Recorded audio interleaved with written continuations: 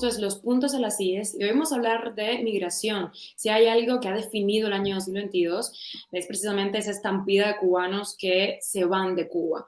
Nunca antes habían llegado tantos cubanos a Estados Unidos desde Cuba en un solo año como en el 2022. Hasta noviembre, para que se hagan una idea, suman más de 277,000, esto según datos acumulados de la aduana estadounidense y la Guardia Costera. La inmensa mayoría, por supuesto, elige rutas, bueno, son las rutas que pueden obtener, ¿no? Rutas súper peligrosas, como por ejemplo de Nicaragua. Hace apenas días, el gobierno de Estados Unidos metió en el saco de paro humanitario también a los cubanos.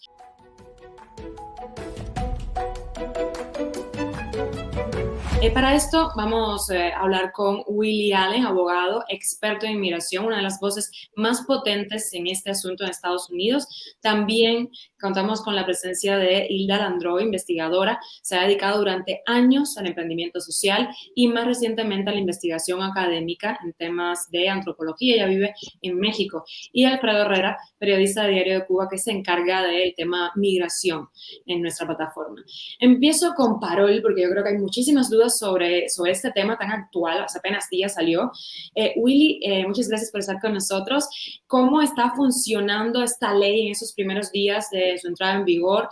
¿Qué es lo que tienen que hacer los cubanos que se quieren convertir en patrocinadores? ¿Qué es lo que tienen que hacer la gente en Cuba que quiere aplicar a esta medida? Mira, primero que nada, el programa Parol ya comenzó el día de enero, a principios del 6 de enero, y hemos tenido una respuesta bastante rápida del gobierno americano. El patrocinador tiene que comenzar llenando el formulario I-134 y una vez que se llene, se somete en días, a veces hasta en horas, nos ha llegado la aprobación principal.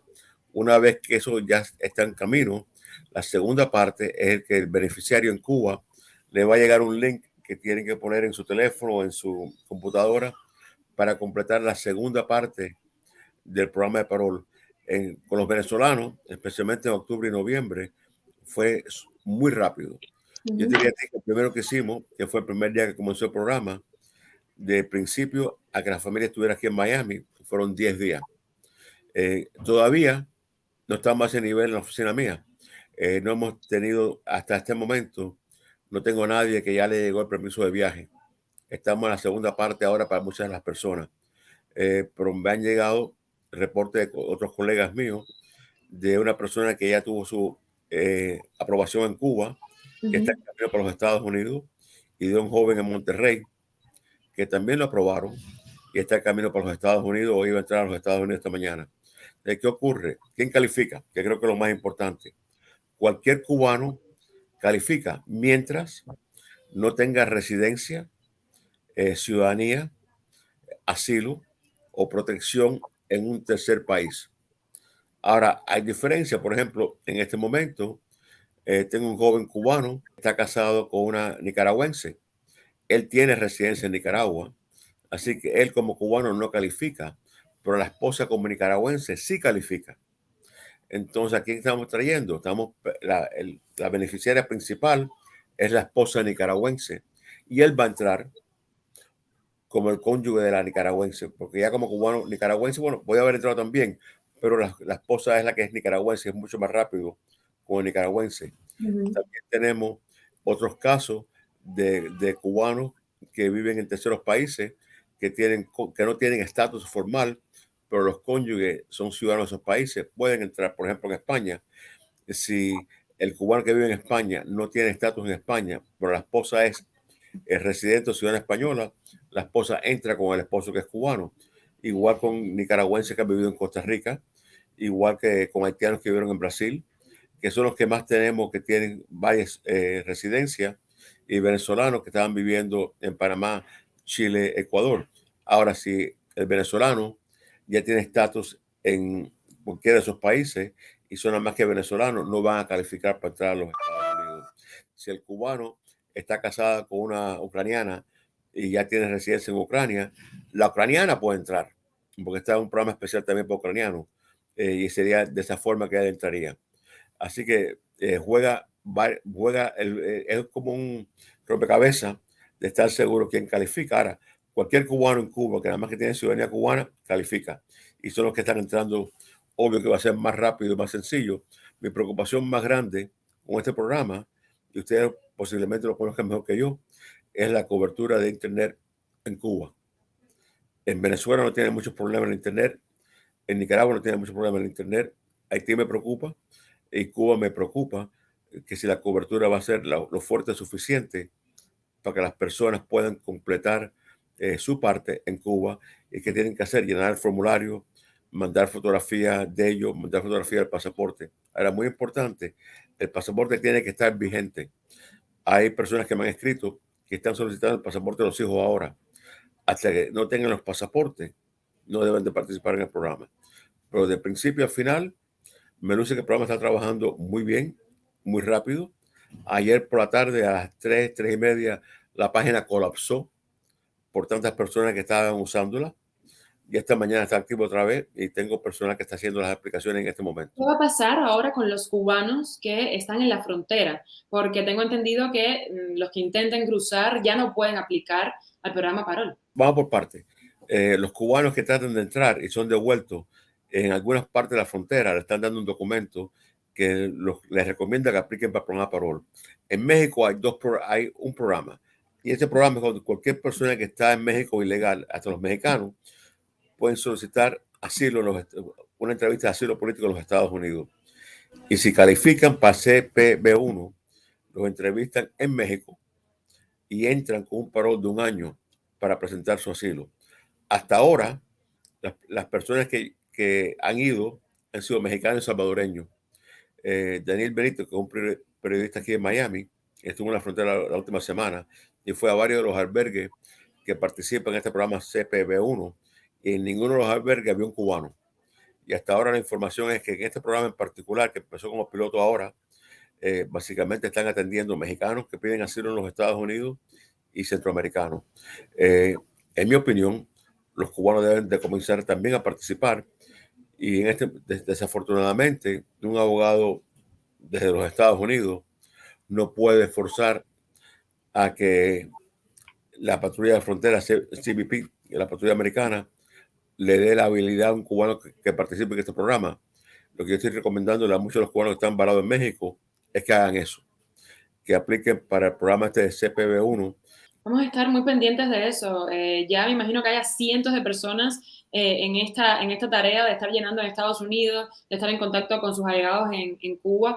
Estaremos pendientes. Yo quiero hablar de los pros y los contras para los cubanos de esta nueva medida, Willy, y qué les espera una vez que lleguen a Estados Unidos. Mira, número uno, para mí, cuando tú lo miras, que la planilla es de gratis. Así que el proceso de aplicar y hacerse estos documentos es gratis. Yo creo que va a ser relativamente rápido.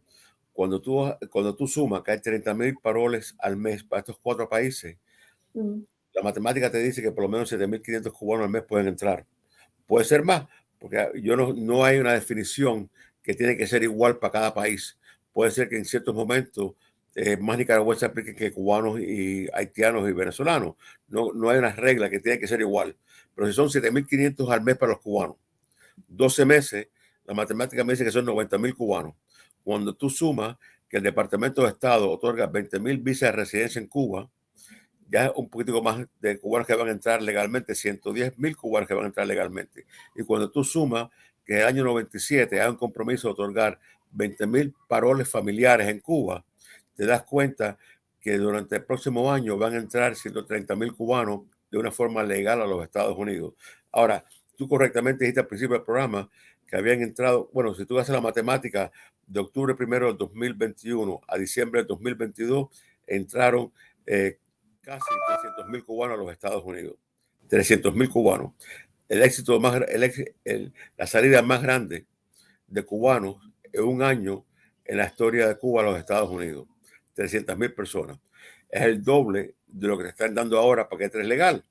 Yo no sé cómo va a afectar la frontera. Yo sé que los barceros que tocan tierra ahora, casi al 100%, le dan una orden de deportación expedita, que significa que nunca se van a poder legalizar bajo el ajuste cubano.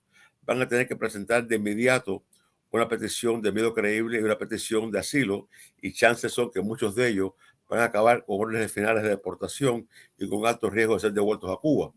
En la frontera, como tú me preguntaste anteriormente, no te contesté correctamente, la gran mayoría de los cubanos que se presentan los van a devolver bajo el título 42, que es cierta ironía que este gobierno ha tratado de eliminar el título 42 y ahora lo va a usar para devolver personas a México. Ahora, si están entrando 30,000 cubanos al mes que estaban promedio, que estaban entrando por frontera, están devolviendo 30,000 personas de los 4 grupos a México al mes, te da un número que a lo mejor van a tener que permitir la entrada de ciertos cubanos por frontera. Ahora, ¿qué yo creo que va a pasar con ellos? La mayoría van a estar en juicios expeditos de asilo. Si permiten a algún hombre o mujer sola entrar, el chance de que estén en detención y en detención tengan que pelear el miedo creíble y a lo mejor un asilo completo, se va a subir ese porcentaje y va a ser más difícil que puedan entrar a los Estados Unidos. Pero me imagino que el núcleo familiares, la gran mayoría, van a lograr entrar todavía por frontera, aunque en más pequeños grupos, y que les van a dar algún tipo de documentación que en el futuro los permita presentar y pelear un asilo en los Estados Unidos. Pero no creo que a muchos les van a dar un parol, que es la forma más eficiente de legalizarte bajo el ajuste cubano. Y el último punto, para escucharlos a ustedes, los cubanos que entran ahora con un parol tienen el beneficio del año o el día de obtener su residencia bajo el ajuste cubano. El nicaragüense, venezolano, haitiano que entre con un parol de 2 años, después de 2 años no sé lo que va a pasar con ellos. El cubano sigue con el beneficio del año del día obtener su residencia. Quería preguntarle hasta cuándo se va a aplazar el título 42, si hay algún tipo de información sobre eso, Will. Bueno, mira, el título 42 sigue en batalla en las cortes. Este gobierno, por lo menos de boca para afuera, dice que lo quiere eliminar, pero hasta ahora las cortes lo han suspendido, la eliminación hasta que las cortes inferiores, las cortes federales inferiores tomen una decisión final. Yo creo que la batalla en las cortes puede durar varios meses más. Eventualmente, ¿qué va a ocurrir? Lo que está en juego en las cortes aquí es el poder ejecutivo del presidente. Entonces, si un presidente pudo usar el título 42 en el pasado para cierta forma de proteger la frontera, yo creo que la Corte Suprema al final va a determinar que este presidente también tiene el poder ejecutivo de eliminar el título 42. Pero yo me imagino que el gobierno americano en este momento va a arrastrar sus pies en peleando este título 42 de las Cortes por ahora, porque no quieren que se elimine tan rápido. Quieren que se demore la eliminación por lo menos el tiempo suficiente para mandar un mensaje que la frontera está cerrada. También en las semanas pasadas, el gobierno americano negoció con el gobierno mexicano sobre problemas de migración, y parte de esas negociaciones involucra que México juegue un papel más fuerte en controlar su frontera con Guatemala y que empiece a parar entradas ilegales desde Guatemala. Y si están deportando, muchos de los cubanos que están devolviendo en frontera, el documento que México le da es un salvoconducto de 30 o 60 días, que significa que se tienen que ir de México en ese periodo de tiempo. Y yo temo que en un futuro, México, que sí tiene un acuerdo de deportación con Cuba, empieza a deportar desde México a Cuba de una forma más masiva de lo que ha hecho en el pasado. Muchas gracias. Vamos a volver al parol si cualquiera de ustedes tiene dudas sobre el tema. Yo quiero irme con Alfredo y hablar de qué cambios podría traer la entrada en vigor de este parol en la actual crisis migratoria que se vive en Cuba. Alfredo, gracias por estar con nosotros. Hay una cosa que quería acotar sobre lo que puntualizaba Willy, y es que esta política crea esta nueva ventana para que los cubanos salgan legalmente de Cuba, medida que ya se había ensayado con los venezolanos y con los ucranianos. Paréntesis, ucranianos vienen huyendo de un país en guerra. O sea, a Cuba se les está aplicando la misma política que se les está aplicando a los refugiados que salen de la guerra más importante del planeta, que ha causado una crisis económica en todo el mundo.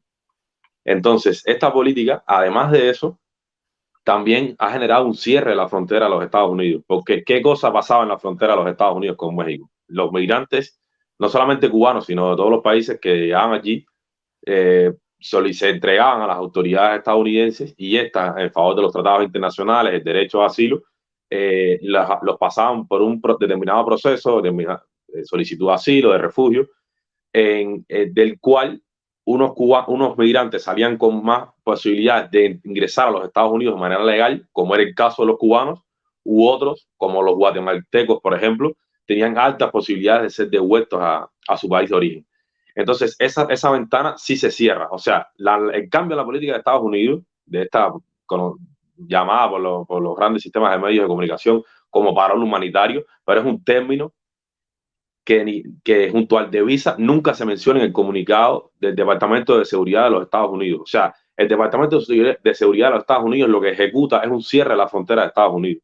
Es decir, a los migrantes que se presentaban en ella para ingresar a los Estados Unidos, no vengan más, sino agendan una cita con nosotros a través de una aplicación que se llama CBP One, que se puede descargar en internet, en la cual tú tienes que agendar una fecha y un lugar por alrededor de 10 puntos de la frontera de Estados Unidos con México, donde tú te debes presentar. Si no te puedes presentar en otros puntos, y para hacerlo en eso tienes que agendar una cita. Cupos, o sea, citas que también responden a los mismos cupos a los que se referencia Willy.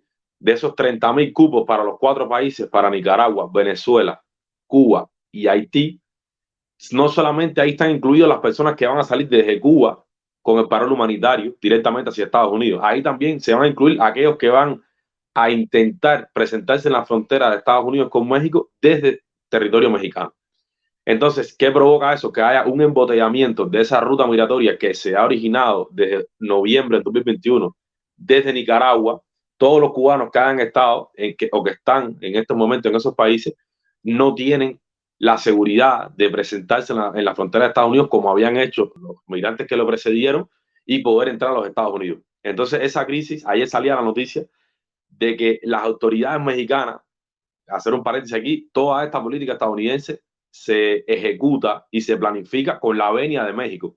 O sea, Estados Unidos tiene que contar con el gobierno mexicano para planificar y ejecutar estas políticas, porque tiene que expulsar los migrantes no hacia los países originales, porque son operaciones muy costosas y no con todos los países originales de los cuales residen migrantes de Estados Unidos. Ellos tienen firmados contratos de deportación directa y entonces tiene que contar con México para esto. Entonces las autoridades mexicanas al día siguiente de haberse publicado la política ya estaban recibiéndola con beneplácito. Decía directamente el comunicado del Instituto Nacional de Migración de México, que es la agencia del gobierno mexicano que responde por estos temas migratorios.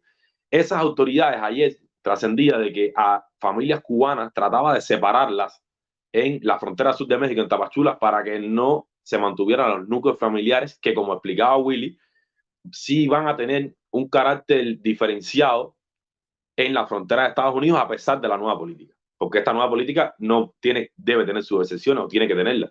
Estamos hablando de una figura pública, una figura política que venga huyendo del régimen de Nicolás Maduro o de la dictadura cubana, o venga huyendo de las pandillas en Haití, si se presenta en la frontera y no tiene las condiciones, no tiene un patrocinador para pedir una cita para presentarse en la frontera, no tiene las condiciones para insertarse dentro de los canales oficiales que genera esta nueva política, alguna excepción se tendrá que hacer. Y la otra consecuencia grande, o sea, esto quería dejarlo bien claro, la frontera estadounidense se cierra para los cubanos.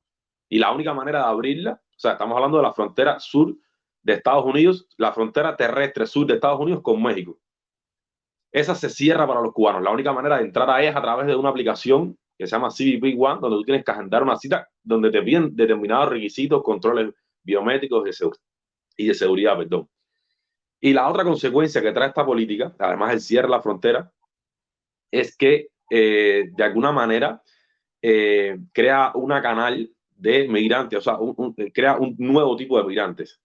¿Por qué digo esto? Porque antes de esta política tú solamente necesitabas tener dinero en el bolsillo para pagarte un pasaje que no te exigían visa y entrar a Nicaragua. De ahí comenzabas tu ruta y después te presentabas en los Estados Unidos. Ahora no. Ahora lo primero que debes tener es el patrocinador. Una persona en los Estados Unidos que responda por tus intereses económicos, que no tenga antecedentes penales, que pueda responder por ti durante ese periodo de 2 años en donde te van a entregar el parol al cual hacía referencia a Willy. Y no todos los cubanos cuentan con un patrocinador en los Estados Unidos. O sea, ya de primera y pata limita las posibilidades de un migrante. Ya no solamente es proponérselo y tener dinero. Entonces, ¿qué significa eso? Que van a haber muchas personas, o hay muchas personas en Cuba que quieren irse y que se estaban yendo y que con esta nueva política ya no lo podrán hacer. Ya no dependerá solo de ellos. Ya no dependerá solo de sus intereses y de sus ingresos económicos. Entonces, ¿cuál era la salida que ese tipo de personas habían utilizado hasta este minuto para poder cumplir su aspiración de salir de Cuba hacia los Estados Unidos era irse en balsa. En el último año, del 1 de octubre del 2021 al 30 de septiembre del 2022, es decir, en el año fiscal estadounidense 2022, la Guardia Costera interceptó a 6.182 balseros cubanos. Llegaron a la Florida unos 3.064. Y la tropa guardafrontera, o sea, el MININ, en agosto, o sea, casi que a mediados de año, reportó el encuentro, así decía literalmente el comunicado, de otros 5.000 más. O sea, en el año 2022 ya hubo una crisis de balseros, hubo un repunte de balseros, datos que no se veían desde la crisis del 94, en los años 90, con la crisis económica que precede a la que vive ahora la isla. Entonces, ya dentro de una crisis que se ha creado con los balseros, a partir de octubre de este año, que acaba de finalizar, o sea, cuando terminó el año fiscal estadounidense 2022 y empieza el del 2023, el 1 de octubre del 2022, ha habido otro repunte más que la patrulla fronteriza de la Florida, situada en un 400% con respecto al año fiscal anterior. Eso significa de que ha habido un aumento de la cantidad de balseros que están saliendo de Cuba.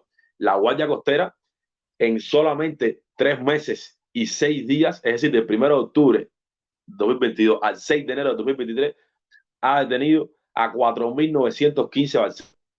Eso significa un promedio de 50 días, más los 33 que como promedio llegaron entre el 1 de octubre y el 30 de noviembre a la Florida, que los dio CBP. Somos 80 cubanos que cada día salen al mar en una balsa.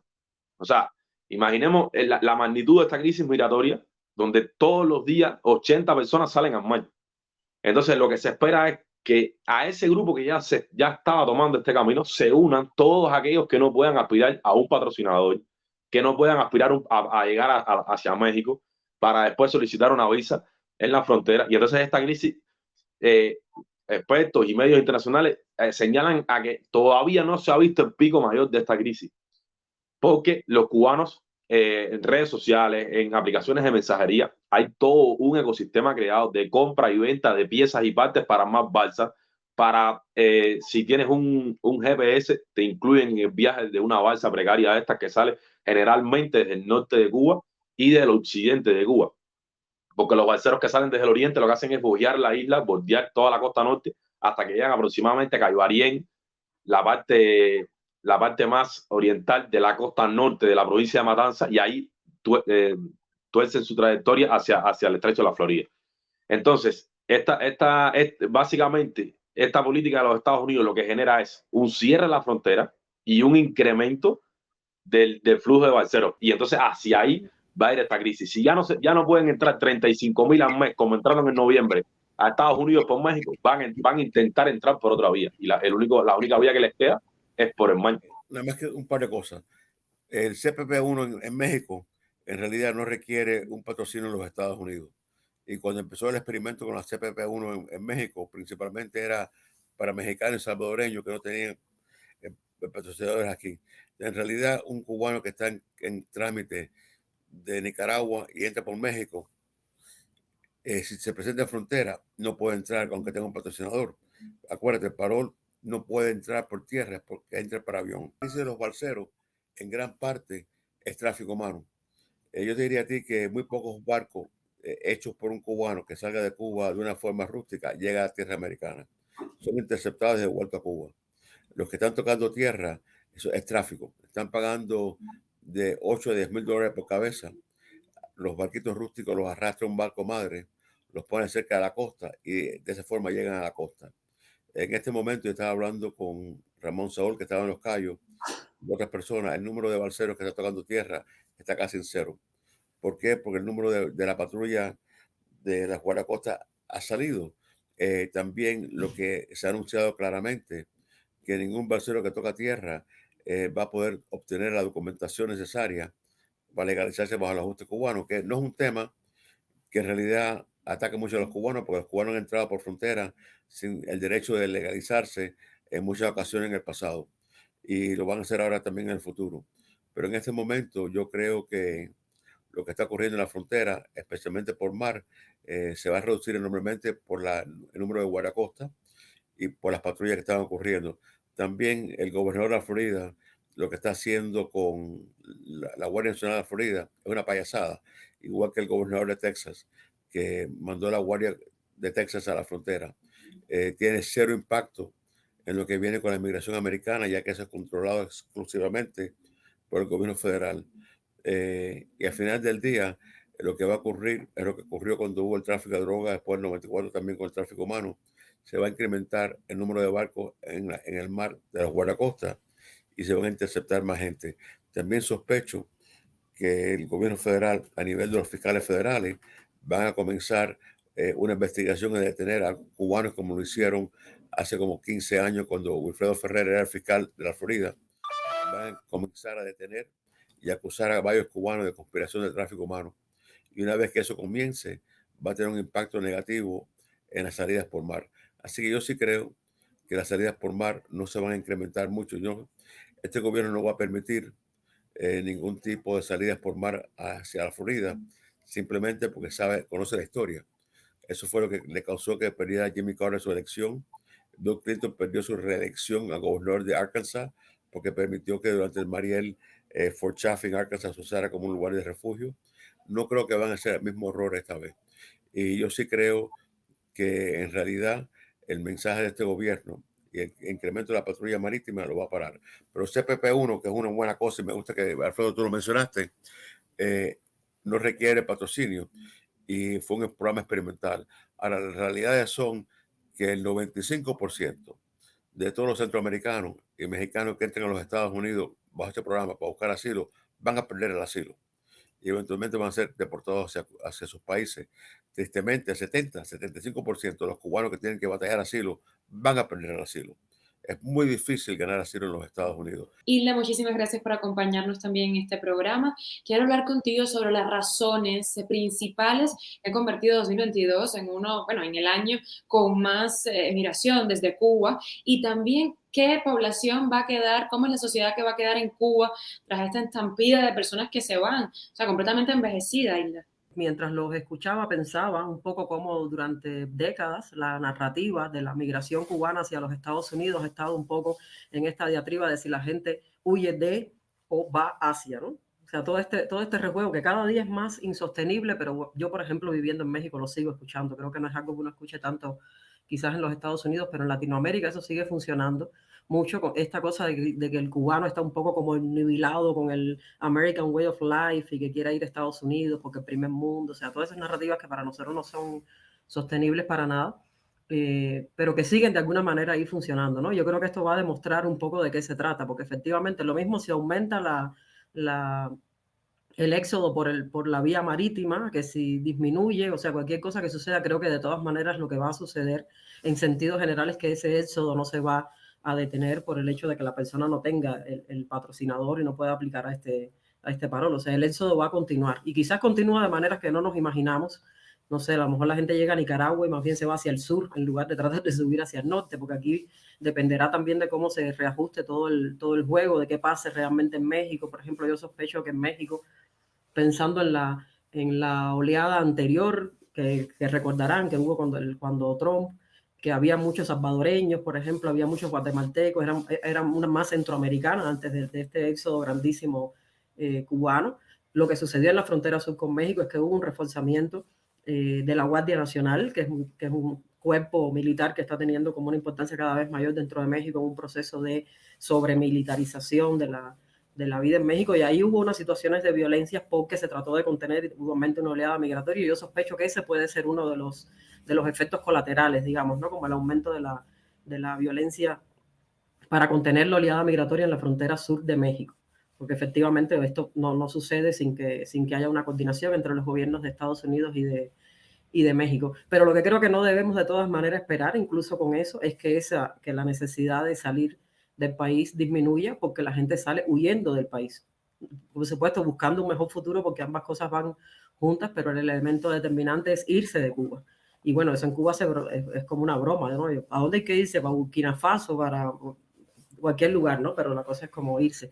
Y eso tiene que ver con la situación de deterioro extremo que hay en Cuba, que es una situación de deterioro extremo que es doble, ¿no? O sea, es una situación de deterioro extremo económico, que une a Cuba, digamos, con la realidad de determinados países latinoamericanos que han estado como en crisis económica muy grande, pero lo une además al deterioro extremo de la vida sociopolítica cubana, ¿no? Que no por gusto esta lista, que incluye Ucrania, efectivamente coincido, que el estatus mismo en el que Cuba se coloca habla mucho de la realidad de Cuba, ¿no? Porque está siendo tratada como un país que está directamente en guerra, en el centro además de la estructura mundial económica, con un nivel de afectación muy tremendo y además con un deterioro, por supuesto, de la vida, de las condiciones de vida para las personas, pero también se coloca junto a Venezuela y Nicaragua, que son los autoritarismos de la región, las dictaduras de la región. Y eso junto a Haití, que es un país que está en una situación particular de una exacerbación de la violencia también a través por el deterioro económico, por la crisis política.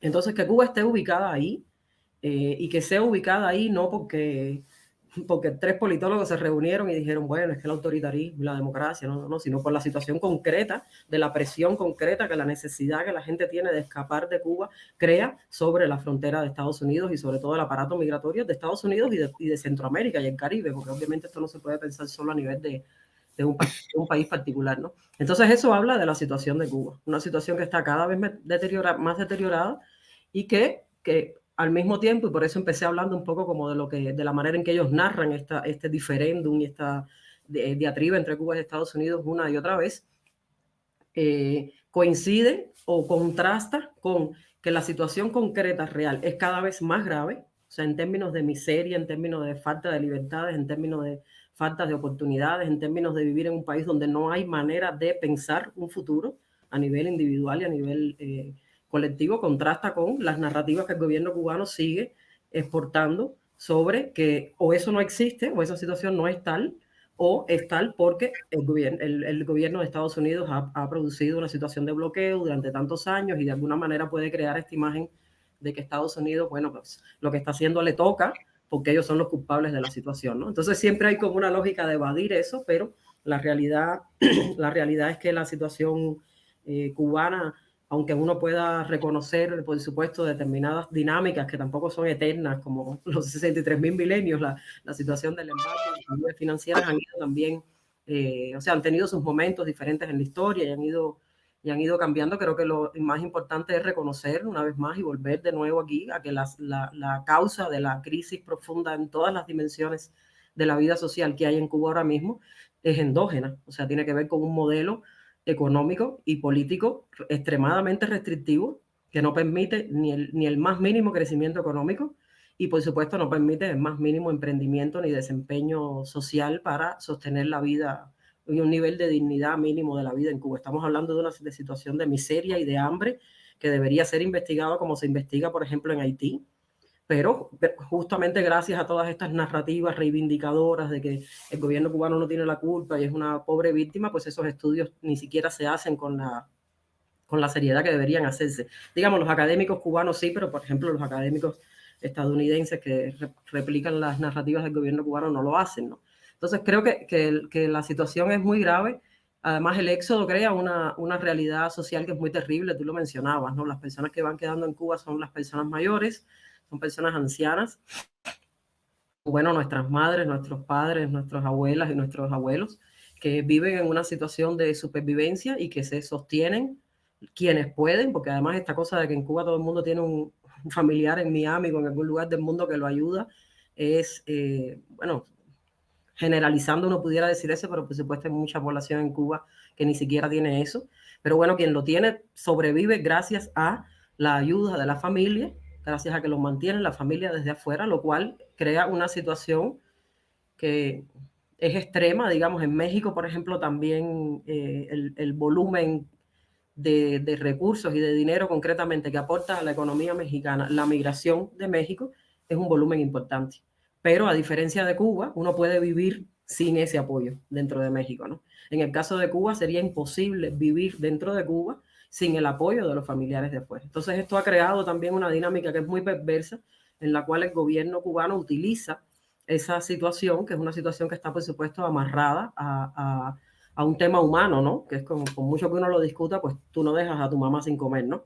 Si necesitas mandarle dinero a pesar de todo, pues se lo mandas, ¿no? Dependientemente de que uno puede entrar en el drama político, de que si no mandemos más nada, a ver si se cae la dictadura. Bueno, independientemente de eso, hay un sustrato humano en eso, que es que, pues, tu familia, tus amigos, pues claro que siempre va a haber una intención de ayudar, y el gobierno cubano instrumentaliza eso de una manera tan extrema, que ha logrado construir una economía de supervivencia basada en esas relaciones, que es la economía, bueno, de las tiendas en MLC. Entonces, bueno, lo que va quedando en Cuba es una población envejecida que depende de sus familiares en el exterior no para vivir bien, sino para poner un plato de comida en la mesa, porque no estamos hablando de condiciones de vida buenas. La fuerza laboral, por supuesto, está afuera porque se van yendo las personas más jóvenes, entonces es un país que se va quedando también con poca fuerza productiva, que bueno, aunque estuviera, ya sabemos que no la usan para nada, porque no es que no se produzca nada en Cuba, pero bueno, va quedando poca juventud, y es un país que además está, y aquí estoy pensando no solamente en la cosa económica, ¿no? Sino en todas las demás dimensiones de la vida, ¿no? Es un país que cada vez está más desbordado hacia el exterior, porque depende de las personas del exterior para la subsistencia, pero también para pensar, para informarse, para crear relaciones afectivas. O sea, depende cada vez más de esa diáspora, ¿no? Y esa es una situación que en algún momento uno puede verlo como algo positivo. Bueno, es una situación como ambigua o ambivalente, digamos, ¿no? Porque tiene tanto esa cosa como positiva. Bueno, menos mal, porque sin esa diáspora ese país ya estuviera, la gente estuviera muriendo todavía más, pero al mismo tiempo es una situación muy tensa, porque pone en un lugar donde realmente no es sostenible construir un país o avanzar en ninguna dirección o crear ningún tipo de proyecto colectivo si la fuerza que está impulsando ese proyecto no está dentro del país, ¿no? Entonces es una situación así como muy tensa, digamos, ¿no? Entonces yo creo que si la situación no mejora, y eso es lo que pasa siempre, y por eso es que Estados Unidos, Canadá, México, hasta ayer mismo estaban reunidos Estados Unidos, México y Canadá justamente para tomar decisiones migratorias, porque al final lo que pasa con estas presiones es que hay un contexto internacional. Por supuesto, la migración es como de los grandes retos que tiene el planeta ahora, sobre todo del norte, esta migración norte-sur, que también la vemos en Europa, de los países africanos, y que aquí lo vemos en el caso de Estados Unidos. O sea, es una situación internacional que se va a ir agravando por muchísimos problemas, incluso problemas que aquí no estamos mencionando porque no tienen que ver directamente, por ejemplo, como la crisis climática, ¿no? Hace unos años, por ejemplo, el tema del refugio climático se ha convertido en una de las categorías por las cuales las personas tienen derecho a pedir refugio en otros países. Entonces, es en el marco de ese contexto internacional, que es cada día más tenso, porque cada día las situaciones sociales de los países son más complejas, también en el marco de la organización internacional, del movimiento de los recursos y todo. En medio de eso, estas situaciones que exceden a los países son situaciones que se complican por las condiciones particulares de los países. O sea, si Cuba no estuviera en esta situación, no tuvieran Estados Unidos que estar tomando estas medidas, porque si la gente en Cuba pudiera tener acceso a una vida digna o con condiciones materiales mínimas y con una serie de libertades mínimas para poder vivir socialmente, como hablar y reunirse y ponerse de acuerdo para hacer algo, no fuera necesaria esta migración. O sea, no haría eso necesario. Y el camino entonces para distender eso y no seguir acumulando medidas que pueden ser buenas, malas, regulares, depende de cómo uno la mire, pero que siempre son medidas de contingencia, siempre son medidas para resolver el problema ya cuando la crisis, cuando se convierte en esto, en un éxodo masivo que pone una presión sobre todas las fronteras que va atravesando, pues por supuesto, tendría que pasar por el mejoramiento de las condiciones de vida en esos países que son exportadores de migrantes, en este caso en Cuba, ¿no? Entonces creo que ahí hay otro reto que es importante, que no solo es para los Estados Unidos, sino creo que para Latinoamérica en general. Y aquí voy a cerrar un poco conectando con esto de las narrativas, que es empezar a reconocer que estos países como Cuba, Nicaragua y Venezuela realmente añaden a su condición estructural, digamos, de países del tercer mundo, por si alguien le quiere entrar por ahí, una condición de un autoritarismo y una dictadura que ha hecho imposible ningún crecimiento. O sea, que ha hecho imposible el crecimiento económico, que ha hecho imposible el crecimiento político, que ha hecho imposible articular otro proyecto de país que no sea el que impone el Partido Comunista de Cuba. Entonces, creo que eso es importante a la hora de pensar a largo plazo cómo lidiar con estas oleadas migratorias que definitivamente no van a cesar, porque el objetivo es salir de Cuba y colateralmente, por supuesto, entrar en los Estados Unidos, pero primordialmente salir de una situación en que la vida cotidiana se ha vuelto realmente insoportable. Gracias, Hilda. Ya para terminar, que nos estamos pasando de tiempo, Willy, rápidamente, banderas rojas del parol. O sea, ya por ejemplo, la Embajada de Estados Unidos en Cuba dijo, esto es gratis, no se paga por ello, o sea, ojo con eso. También en la plataforma Yo Sí Te Creo, dijeron, cuidado porque puede haber trata de mujeres, ya se está dando el caso de patrocinadores que no son tal patrocinadores que después te pueden quitar el pasaporte y bla, bla, bla. O sea, banderas rojas a tener en cuenta en este sentido. Número uno, siempre usa el servicio de profesionales para llenarte la aplicación si no la vas a llenar tú solo, porque te pueden hacer las cosas mal y te lo hace todo al revés. Número dos, lo que estás haciendo ahora, patrocinio para tráfico de mujeres siempre ha existido y es un peligro enorme en Cuba ahora y hay que tener ojo con eso. Igual, acuérdate que te den la entrada a los Estados Unidos no significa que cuando tú llegas aquí te van a dejar entrar. Y algo que es muy importante, que si el patrocinador tiene cualquier tipo de pasado criminal, y eso lo pueden verificar y es relativamente fácil, no te va a servir a ti. Pero si tú mientes, haces algo en la aplicación que no es lo correcto, llegas a los Estados Unidos, el oficial de la aduana aquí te va a volver a cuestionar y a entrevistar. Las entrevistas para los venezolanos duraban casi un poquito más de una hora. Y si encuentran que tú no has dicho toda la verdad o que tu patrocinador ha mentido de alguna forma, te pueden devolver a tu país. Así que número uno, cuidado con quién te va a patrocinar. Número dos, cuidado con quién tiene el formulario. Y número tres, ser lo más honesto posible, porque cualquier mentira puede costar que una vez que llegues al aeropuerto aquí en Miami, no te dejen entrar. Que quería acotar algo para finalizar sobre lo que decía Willy, y es que eso que explicaba Willy significa de que el parol humanitario que le van a dar a los cubanos se hace efectivo a la entrada a los Estados Unidos. O sea, a ti te dejan salir de Cuba o de Venezuela o de Haití o de Nicaragua y no te pienses que porque ya saliste ya ganaste el juego. No, tienes que llegar a los Estados Unidos y las autoridades competentes certifican ese comienzo del parol el día que entras. Y eso lleva un proceso, por ejemplo, tu patrocinador, aunque tú empieces a trabajar con el permiso de trabajo que vas a tener, él tiene que seguir respondiendo económicamente por ti y cumplir toda una serie de parámetros para que eso llegue a buen puerto. Y sobre lo que decía Ida, ya ese cambio de destino, de rumbo que pudiera ocurrir a raíz del cambio de política ya se está dando. O sea, está la migración hacia aquí, hacia España, hacia Uruguay, hacia otros países de Latinoamérica, y la que viene hacia Europa, que se reparte entre los países desarrollados de Europa, salía antiguamente por Rusia, país libre de visado, y ahora se ha segmentado por Serbia, que es otro país europeo libre de visado para los cubanos. Y esas personas que hacen estas grandes rutas son generalmente jóvenes, que coincide con lo que decía Aida también, de que lo que queda en Cuba es una población sumamente envejecida, la más envejecida o una de las más envejecidas de Latinoamérica. Las estadísticas norteamericanas y las de Honduras, cuando hacen el rastreo de las edades de los migrantes cubanos que han detectado en el año anterior, certifican de que la gran mayoría tienen entre 21 y 35 años. Es decir, estamos hablando de jóvenes. Los que salen de Cuba son jóvenes. Y muchísimas gracias por estar con nosotros en este programa sobre migración. Willy, también Alfredo e Hilda, nos mantenemos en contacto.